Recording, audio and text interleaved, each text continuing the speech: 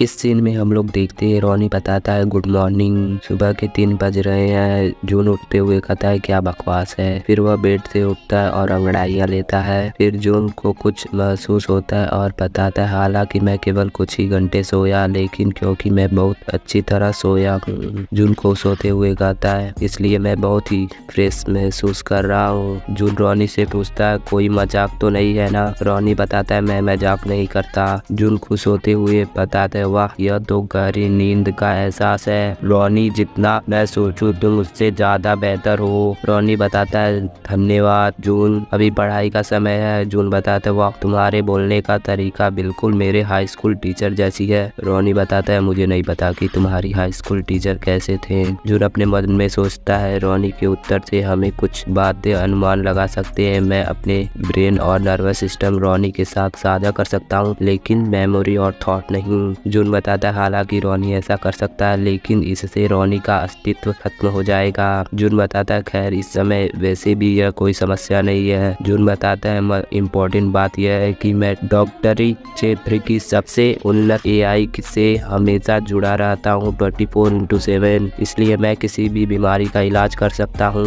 रोनी जून को एक screen show कराता है और बताता है इससे कोरिया फार्मास्यूटिकल समुदाय के न्यूनतम उपचार विधियों से कठिन बीमारी का समाधान किया जा सकता है। जून बताता है इसके लिए धन्यवाद, मैं और भी ज्यादा डॉक्टरी और मेडिकल के बारे में पढ़ सकता हूँ। ऐसा कुछ नहीं जो रोनी के डेटा में ना हो। मैं चाहे तो इलाज के बारे में तुरंत डेटा निकाल सकता हूँ और किसी भी चीज का इलाज कर सकता हूँ। फिर वहाँ से सीन चेंज हो जाता है और हम लोग जून और स्वरा को देखते हैं। जून बताता है यह हो चुका, मैं देख सकता हूँ कि तुम्हारी त्वचा पहले से बेहतर हो गई। जून पूछता है आपने मेरे द्वारा बताई गई विटामिन क्रीम लगाई है। स्वरा को सोते हुए बताती हाँ तुम्हारे निर्देशानुसार मैंने विटामिन ए भी लिया, बस कुछ ही समय में मेरी गर्दन की त्वचा बेहतर हो गई और मुझे अब स्कार्फ पहनने की भी जरूरत नहीं होगी। जून बताता है तुम्हारे लिए बहुत खुशी की बात है, इस परिणाम से हम उपचार पूरा कर सकते हैं। स्वरा बताती है ओ यस सही, यह समय ठीक है और कुछ बताने वाली होती है। जून उसे देखकर अपने मन में सोचता है आज उसने हमेशा की तरह जैकेट और टोपी नहीं पहनी है,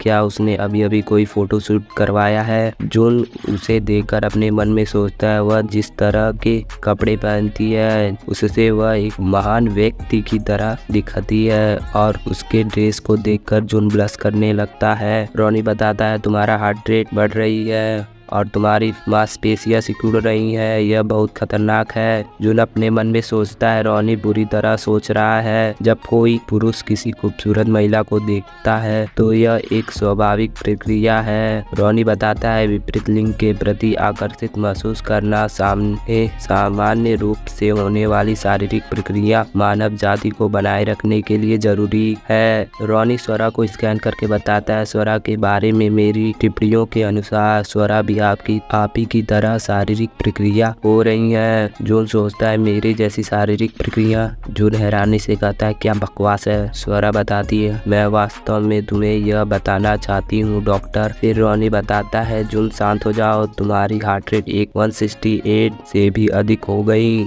जून अपने मन में सोचता है नहीं मैं इसके लिए मानसिक रूप से तैयार नहीं हूँ। फिर जून स्वरा एक साथ ही कहते हैं मुझे माफ करें, मुझे माफ करें। फिर दोनों हैरान हो जाते हैं क्योंकि दोनों एक साथ ही कहते हैं। स्वरा पूछती है जून से आप माफी क्यों मांग रहे हैं डॉक्टर। स्वरा बताती है जब मैं आपसे पहली बार मिली तो दुर्व्यवहार किया इसलिए मैं माफी चाहती हूँ। जून बताता है कोई बात नहीं, तुम अपनी बीमारी के लिए बहुत चिंतित थी इसलिए ऐसा हुआ और मुझे माफ कर दे, तब मैंने आपसे फ्रेंडली नहीं रहा इसलिए। फिर स्वरा उसे देखकर सोचने लगती है और सीन पास्ट में जाता है। उस दिन जब स्वरा और मैनेजर को जून ने अपने क्लिनिक से निकाल दिया था। स्वरा गुस्सा करते हुए कहती है क्या बकवास है। वह सोचता है कि वह बहुत अच्छा है, आखिर उसने मुझे अपने क्लिनिक से क्यों निकाल दिया, मैंने तो उसकी बस तारीफ की थी। मैनेजर बताता है स्वरा क्या आपको लगता है कि वह स्मार्ट है और अच्छा है क्योंकि वह एक डॉक्टर है। स्वरा गुस्सा करते हुए कहती है मैनेजर अच्छा होने या पढ़ाई करने की किसे परवाह है, इस संदेह में जानती हूँ कि वह एक डॉक्टर है। और इधर मैनेजर को भी पसीना छूट रहा होता है। स्वरा के गुस्से को को देखकर स्वरा मैनेजर से पूछती है, आपको लगता है कि मुझे नहीं पता? मैं उसके कैरेक्टर के बारे में बता रही हूँ, क्या तुमको उसका कैरेक्टर जानते हो?